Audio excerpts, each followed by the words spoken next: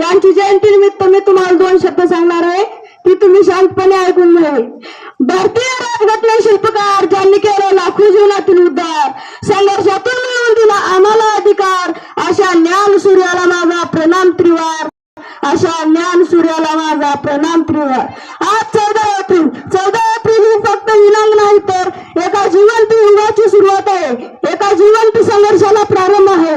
ज्या संघर्षाला सुरुवात झाली होती 14 एप्रिल 1891 ला जन्मला होता, हजारो वर्षापासून शिक्षणाच्या दरीत खितपत पडलेल्या एका प्रचंड समुद्राचा महान मुक्तीदाता, तुमचा माझा आणि या संपूर्ण विश्वात संघर्षाची इच्छा वाढवणारा भारतरत्न डॉक्टर भीमराव रामजी आंबेडकर म्हणजेच डॉक्टर बाबासाहेब आंबेडकर। जगामध्ये गरिबी तिथेच आहे जिथे शिक्षण नाही, म्हणून अर्धी भाकरी खा पण आपल्या लेकरांना शिकवा, असे उच्च विचार देणारे डॉक्टर बाबासाहेब आंबेडकर।